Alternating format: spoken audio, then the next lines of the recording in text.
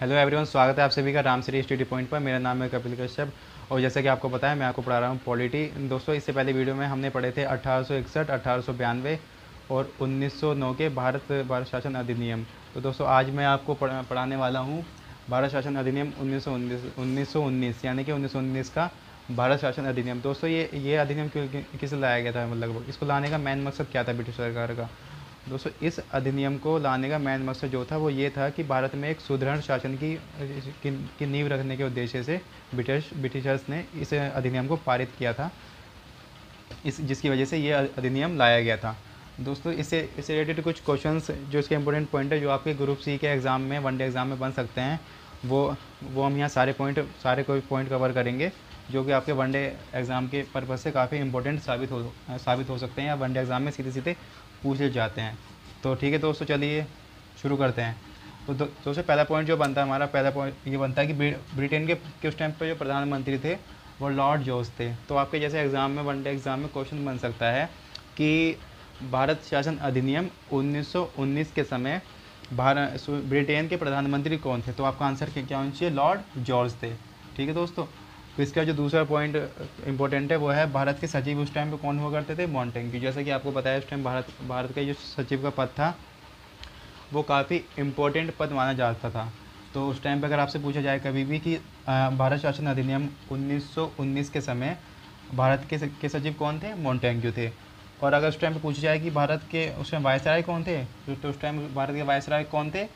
Viceroy थे आपके Chelmsford. ठीक है दोस्तों।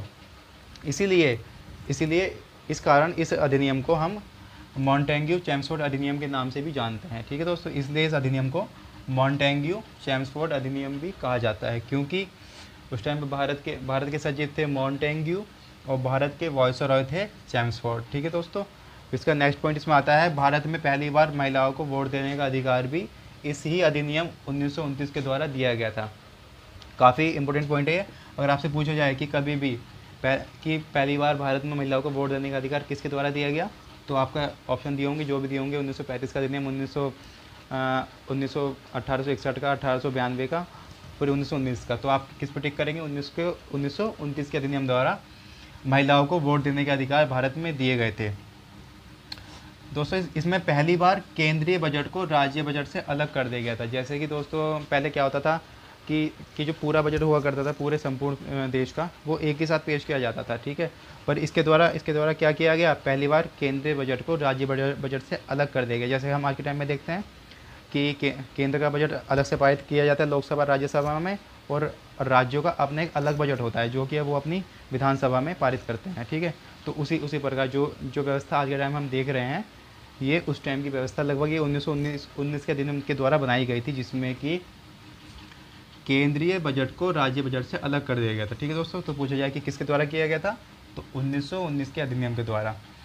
दोस्तों, फिर इसमें केंद्र में द्विसदनात्मक विधायिका, राज्य परिषद और केंद्रीय विधायिका की शुरुआत की गई, जैसे कि दोस्तों जिसको हम आज के टाइम में लोकसभा और राज्यसभा के नाम से जानते हैं।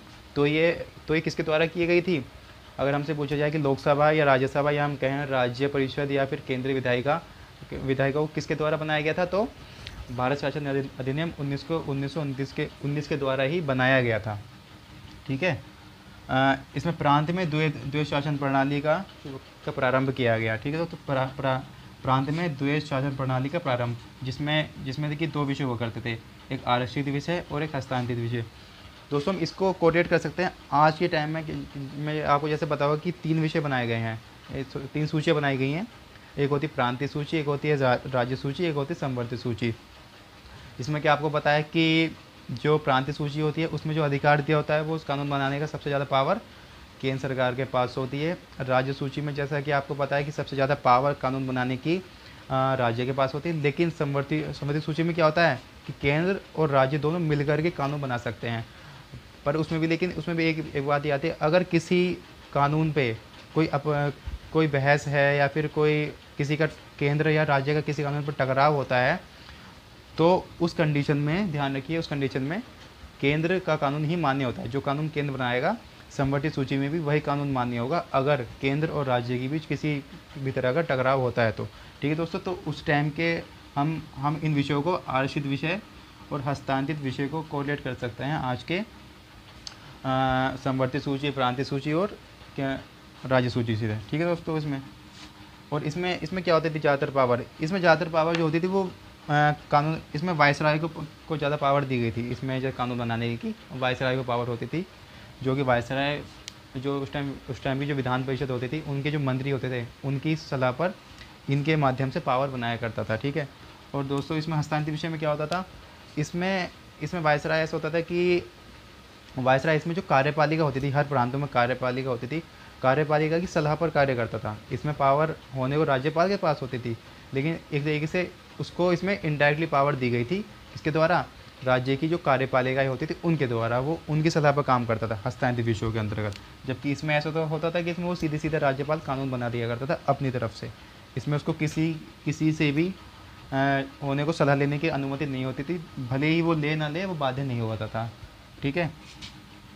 फिर इसमें अगला पॉइंट आता है दोस्तों, प्रांत में द्वैध शासन के जनक जो कहे जाते हैं, किसको माना जाता है, लियोनियस कॉर्टियस को, ठीक है दोस्तों। इंपॉर्टेंट पॉइंट है वनडे एग्जाम के पर्पज से। अगर आपसे पूछा जाए कि प्रांत में द्वैध शासन के जनक किसको माना जाता है, तो लियोनियस कॉर्टियस को माना जाता है, ठीक है। भारत में लोक सेवा आयोग का गठन इसी अधिनियम के द्वारा किया गया था। दोस्तों बहुत इंपॉर्टेंट पॉइंट है, जिसको हम आज के टाइम में जानते हैं ना, यूपीएससी जानते हैं, जहाँ से कि IAS IPS वगैरह निकलते हैं। बस जो आयोग IAS IPS सिविल, यानी कि सिविल सर्विस हो गए, आपके NDA डिफेंस वगैरह हो गए, उसका जितना भी जो भी एग्ज़ाम करवाता है वो आज के टाइम पर यानी कि यूपीएससी ही करवाता है, ठीक है दोस्तों। तो इस आयोग का गठन यानी लोक सेवा आयोग का गठन भारत शासन अधिनियम 1919 के द्वारा ही किया गया था, जिसको कि 1 अक्टूबर 1926 को पारित किया गया, ठीक है। भारत सचिव को अधिकार दोस्तों, जैसा कि आपको पता है इस टाइम पे सचिव का पद काफ़ी इंपॉर्टेंट हुआ करता था, सचिव को काफ़ी पावर होती थी। उसी में ही उसको एक पावर और दी गई थी भारत शासन अधिनियम 19 के द्वारा, कि भारत सचिव को महालेखा परीक्षक की नियुक्ति करने का अधिकार भी दिया गया था इस अधिनियम के द्वारा, जिसको हम आज के टाइम में कहते हैं कैग, जिसको आप जानते होंगे कैग के नाम से जानते हैं। तो कैग की जो नियुक्ति करने का अधिकार भी भारत के राज्य सचिव को दिया गया था, ठीक है दोस्तों।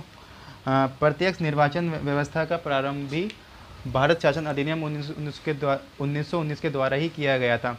जैसे कि दोस्तों पहले आपको पता होगा कि पहले प्रत्यक्ष चुनाव का कोई प्रावधान नहीं होता था। पहले जो चुनाव हुआ करते थे वो अप्रत्यक्ष रूप से हुआ करते थे, ठीक है। कि मतलब अप्रत्यक्ष चुनाव से मतलब कि उसमें जनता सीधे पार्टिसिपेट नहीं किया करती थी। ऊपर के जो लोग होते थे, ब्रिटिशर्स के जो मंत्री वगैरह होते थे, वही अपने हिसाब से किसी को भी मंत्री वगैरह चुन लिया करते थे, ठीक है। कि जैसे किसी को वायसराय चुनना है, किसी को प्रधानमंत्री चुनना है, तो उसी तरीके से ये होता था कि प्रत्यक्ष निर्वाचन चुनाव नहीं होते थे। लेकिन इस एक्ट के द्वारा, भारत शासन अधिनियम 1919 के द्वारा प्रत्यक्ष निर्वाचन चुनाव की व्यवस्था की गई। यानी कि अब क्या हो सकता था कि यहाँ पे लोग सीधे वोट कर सकते थे, जैसे कि हम आज के टाइम में करते हैं कि हम वोट देते हैं अपना। तो ये जो हम जो वर्तमान में जो की व्यवस्था चली आ रही है, ये सब भारत शासन अधिनियम 1919 की ही देन है, ठीक है। यानी कि इसमें प्रत्यक्ष निर्वाचन चुनाव का प्रारंभ किया गया, मतलब प्रत्यक्ष मतलब सीधे चुनाव का प्रारंभ, जिसमें कि जनता सीधे वोट करती है, ठीक है दोस्तों। फिर इसका आखिरी पॉइंट है, हाँ इसमें फिर आखिरी पॉइंट बचता है वायसराय की शक्तियाँ। इसमें दोस्तों वायसराय को वैसे तो बहुत शक्ति हुआ करती थी, पर इसमें क्या किया गया इस अधिनियम के द्वारा, वायसराय को दो शक्तियाँ और दी गई, जैसे कि आपातकाल स्थिति में अध्यादेश जारी करना। आपात स्थिति में जैसे कि दोस्तों आपको पता है, अगर देश में आपातकाल लगा होता है, तो जैसे कि आपको पता है वर्तमान में आपातकाल जारी करने की शक्ति किसके पास होती है, केंद्र में तो होती है राष्ट्रपति के पास, और राज्य में होती है राज्यपाल के पास।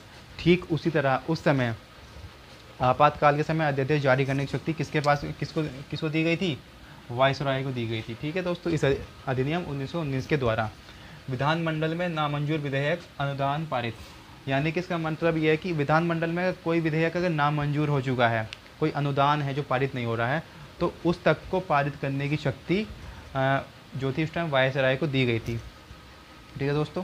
तो इसके इतने पॉइंट इंपॉर्टेंट है आपके वनडे एग्ज़ाम के पर्पज़ से। आई होप दोस्तों आपको ये वीडियो काफ़ी अच्छे तरीके से समझ में आया होगा। तो आज के लिए फिर इतना ही। फिर हम मिलेंगे इसके बाद इसके नेक्स्ट पार्ट में, जो कि है भारत शासन अधिनियम 1935, जो कि काफ़ी इंपॉर्टेंट माना जाता है भारतीय संविधान की दृष्टि से, ठीक है दोस्तों। तो मिलते हैं अगले वीडियो में, तब तक हमारी वीडियो को लाइक शेयर एंड सब्सक्राइब जरूर कीजिए। धन्यवाद।